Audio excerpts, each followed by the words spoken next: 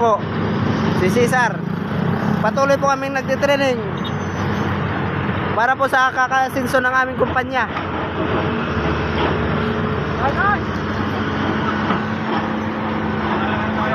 Ha?